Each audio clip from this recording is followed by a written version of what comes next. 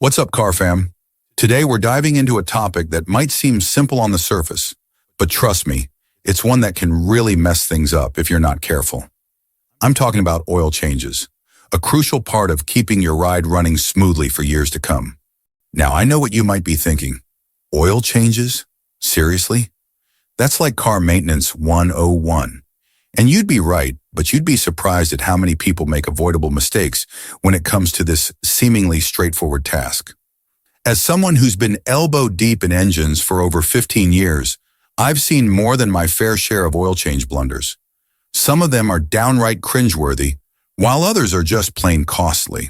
So buckle up, because we're about to go through the oil change mistakes you absolutely need to avoid if you want to keep your engine purring like a kitten. But before we get started, let me ask you a favor. Go ahead and smash that like button and hit subscribe if you haven't already. It really helps the channel out, and trust me, you're going to want to stick around for more car care tips and tricks. All right, let's kick things off with what I like to call the cardinal sin of car maintenance, skipping oil changes altogether. Look, I get it. Life gets busy, and before you know it, you're way past that recommended oil change interval. We've all been there, procrastinating on that seemingly minor task until it's too late. But here's the deal. Your engine is like a temperamental chef. It needs fresh, clean oil to cook up those miles, or it's going to throw a fit that could end up costing you an arm and a leg in repairs. Now, I know what you're thinking, but my car's manual says I can go 7,500 or even 10,000 miles between oil changes. And sure, that might be technically true, but let me tell you, after 15 years of seeing what actually happens inside engines, when you push those intervals to the limit, I still swear by the good old 3,500 to 5,000 mile rule. Yeah, I know. It's more frequent than what the manufacturers recommend. But here's the thing. They're in the business of selling cars, not necessarily keeping them running for decades on end. In my professional opinion, more frequent oil changes are cheap insurance for your engine's longevity. It's a hill I'm willing to die on, folks. Speaking of oil changes, let's talk about a mistake that's all too common. Hercules syndrome, or when someone tightens that drain plug like they're trying to seal off Fort Knox. Look, it doesn't need to be tournament tight. Over-tightening can strip the threads on your oil pan, and then you're looking at a much bigger and more expensive problem. The proper technique?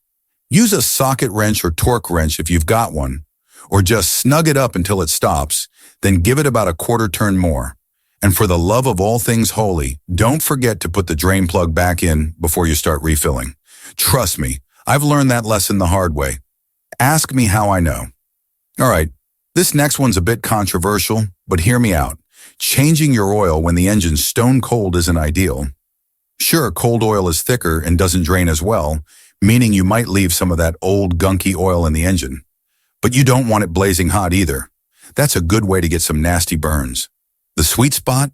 Let the engine run for 3 to 5 minutes before you start. This warms up the oil just enough to flow better, but not so much that you'll be playing hot potato with the drain plug. Here's a rookie mistake I see way too often. Changing the oil but leaving the old filter in place. That's like taking a shower and putting on dirty underwear. What's the point? The oil filter catches all the gunk and debris that can wreck your engine. So if you don't change it, you're just pumping clean oil through a dirty filter. And while we're on the topic of filters, make sure you're using the right one for your car. Don't just grab whatever's on sale at the auto parts store. A cheap, low-quality filter is about as useful as a screen door on a submarine. All right, here's where things get a bit Goldilocks. You want the oil level to be just right. Overfilling isn't just wasting oil. It can cause some serious problems.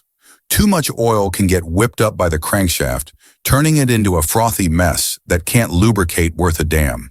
It can also increase oil pressure, leading to leaks or even engine damage. On the flip side, not putting in enough oil? That's like trying to run a marathon without water. Your engine parts will be rubbing together like they're at a middle school dance, and that's a recipe for disaster. So, always check the dipstick after an oil change and make sure the level is between the minimum and maximum marks. Here's a pro tip that'll save you some headaches. Before you install that new oil filter, fill it about 2/3 full with fresh oil. This primes the filter and helps get oil circulating through your engine faster on startup. It's especially important for engines with high-mounted filters. Just make sure you don't spill oil all over the place when you're screwing it in. And speaking of screwing it in, hand tight is usually enough. You don't need to get things right, it'll become second nature. And remember, taking care of your car isn't just about practicality. It's also about pride in ownership and appreciation for the amazing machines that get us from point A to point B every day.